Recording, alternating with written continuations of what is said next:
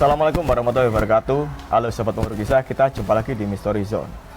Kali ini ada satu kisah yang telah dibagikan oleh Mas Imung yang terjadi tahun 2018 di daerah Malang ya Kang. Iya.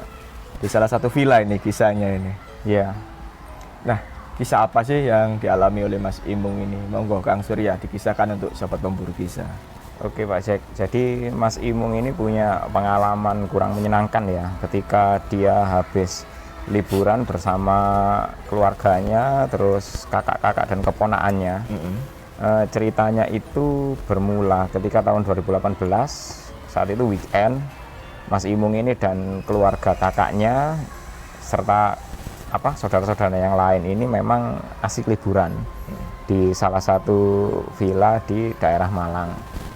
Nah, aktivitas mereka sebenarnya juga aktivitas weekend yang menyenangkan lah, hanya sekedar berkumpul bersama keluarga, terus menginap semalam, dan juga esoknya pulang dan makan-makan balik ke Sidoarjo. Pada waktu itu Mas Imung ini punya ya istilahnya firasat yang tidak menyenangkan ketika pertama kali datang ke villa itu. Jadi Mas Imung ini tidak menceritakan nama villanya ya, karena memang waktu itu posisinya ya di area sekitar Songgoliti, hanya gitu aja. Ketika pertama kali masuk ke sana, ya suasananya memang tidak sesuai dengan cerita awal Pak Jack. Jadi awalnya ditawari villa itu dari fotonya itu kelihatan bagus, cocok.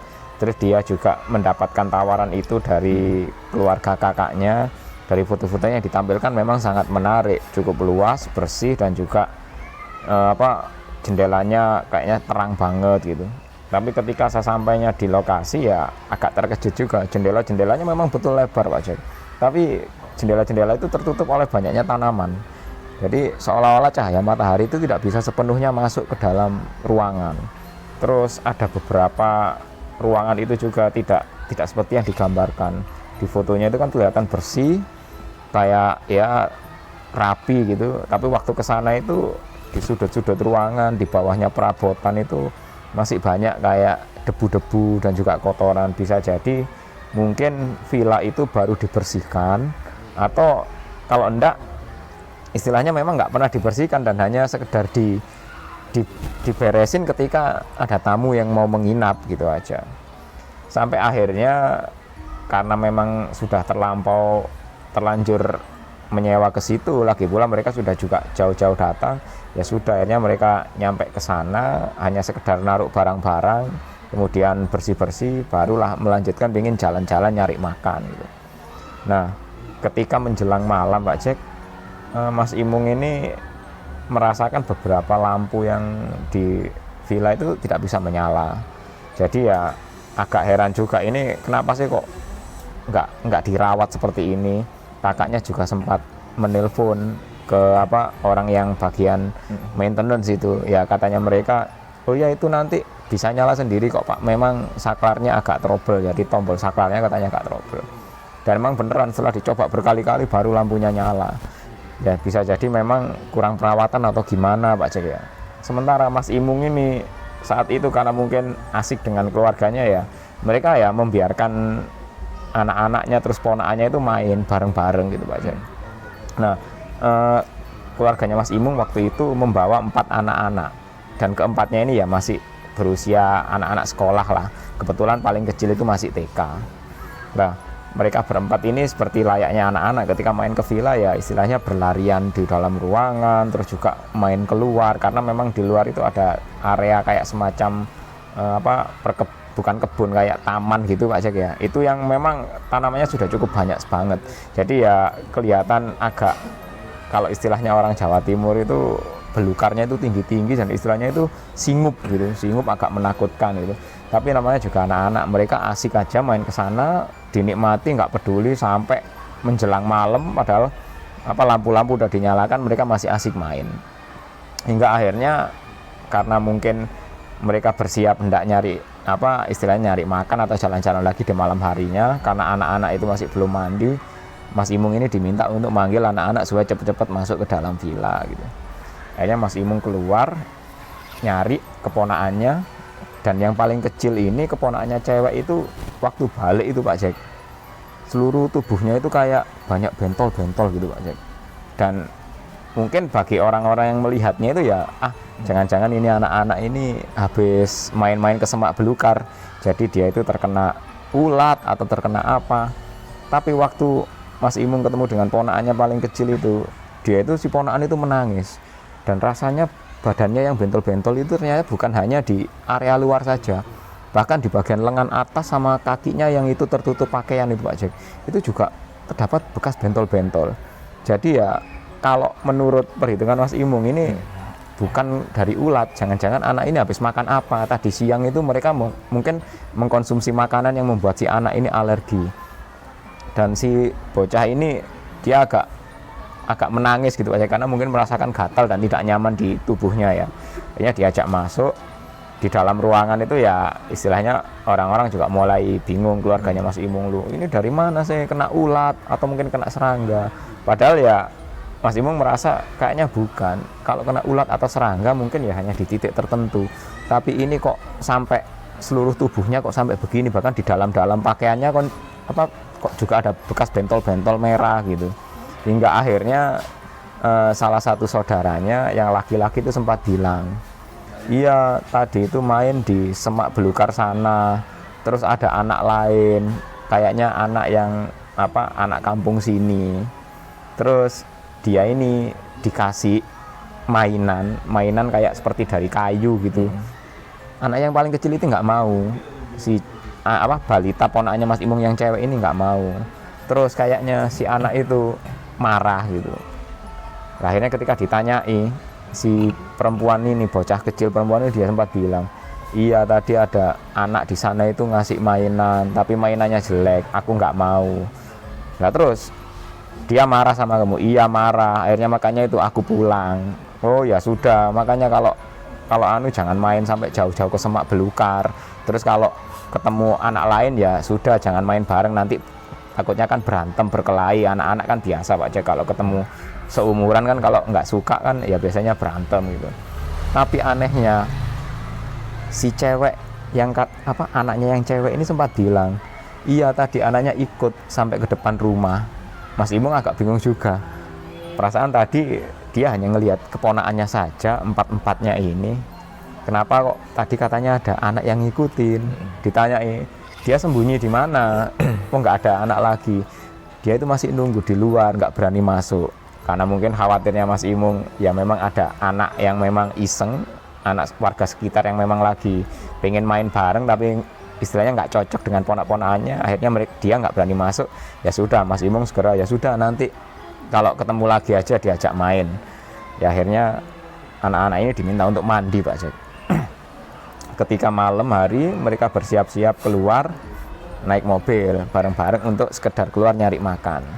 Nah di sepanjang jalan itu si anak cewek ini masih belum sembuh juga Pak Jack. Bisa jadi tubuhnya ini masih alerginya itu katanya makin bentolnya makin membesar. Akhirnya sempat sepakat, atau kita cari klinik aja ya, khawatirnya ini anak ini alergi gitu, atau kalau terkena sengatan ulat atau serangga nggak mungkin kayak gini gitu. Akhirnya mereka berhenti di salah satu tempat makan, barulah ya istilahnya dibujuk-bujuk si ponakannya yang paling kecil ini agak rewel kan, karena mungkin dia merasa gak nyaman ya dengan tubuhnya yang kayak bentol-bentol semua. Agak dibujuk, ya udahlah kita makan, pengen apa, pengen makanan apa, pengen minuman apa, ya dibelikan aja. Ketika lagi asik-asik makan gitu, salah satu tukang parkir di tempat makan itu Pak Jack sempat bilang, loh itu adiknya kok sampai tubuhnya bentol-bentol semua gitu, dari mana itu? Nggak tahu ini Pak, mungkin salah makan tadi. Oh kalau salah makan kayaknya nggak gitu Mas, itu ya kayaknya ada sesuatu katanya gitu. Akhirnya setelah mereka selesai makan, salah satu petugas parkir ini sempat bilang sama Mas Imung sama keluarganya juga, nanti kalau pulang dianu aja dikasih mandi sama air ini aja. Jadi salah satu petugas parkir itu nggak tahu bawa botol air mineral Pak Jack, tapi kayaknya sudah dibuka sedikit gitu, katanya nanti dipakai mandi aja. Ya awalnya keluarganya Mas Imung juga agak heran, ini orang nggak kenal, cuma sekedar orang parkir kok malah ngasih air mineral dalam botol terus disuruh mandiin si kecil, ini maksudnya apa gitu. Tapi waktu itu Mas Imung juga heran, apa jangan-jangan orang ini memahami sesuatu. Akhirnya Mas Imung cerita, oh iya Pak, terima kasih, saya nginap di villa sana kok, ditunjukkan sama Mas Imung tempatnya ini, villanya di sini.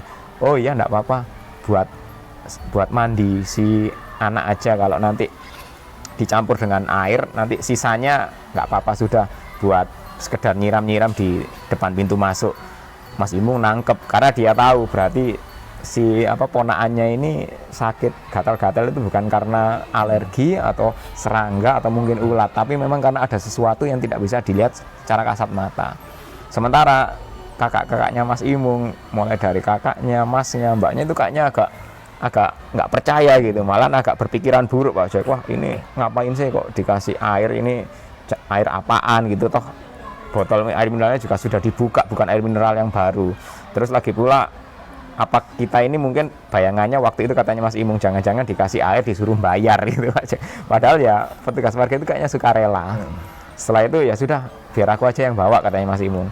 Akhirnya mereka semua balik ke dalam mobil, pulang ke villa. Nah, sebelum malam Mas Imung ini bujuk kakaknya supaya ponakannya ini udahlah diajak mandi aja, nanti aku kasih campuran air ini sedikit gitu. Nah, akhirnya separuh airnya itu dicampur dengan bak mandi kata Mas Imung, kemudian si ponakan ini diminta mandi. Jadi dimandikan sama orang tuanya. Selesai mandi kayaknya ada perubahan Pak Jack.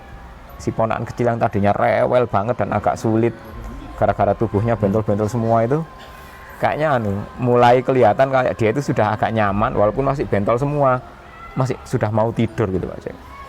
Sementara itu ketika Mas Imung lagi asik ngobrol menikmati malam bersama kakak-kakaknya yang laki-laki sambil merokok gitu, ponakannya yang satu sempat bilang, itu kok kipas anginnya agak tidak beres gitu. Jadi di dalam rumah itu ada kipas angin besar Pak Jack, tapi karena mungkin cuacanya dingin itu nggak pernah dinyalakan. Mas Imung dan kakaknya baru heran, loh ya perasaan kipas angin ini nggak pernah dinyalakan, jadi ada kipas angin gantung yang besar gitu Pak Jack. Itu kayaknya mungkin semacam hiasan, karena cuacanya dingin nggak pernah dinyalakan, atau mungkin ya kayak semacam aksesoris yang memang ada di dalam ruang tengah villa itu katanya. Kipas angin itu nggak pernah dinyalakan, tapi kenapa pada waktu itu berputar Pak Jack? Berputar dan putarannya itu pelan banget. Nggak berputar kayak sengaja dinyalakan gitu. Mas Imung juga heran, apa jangan-jangan ada gempa gitu, perasaan tadi nggak ngelihat apa-apa.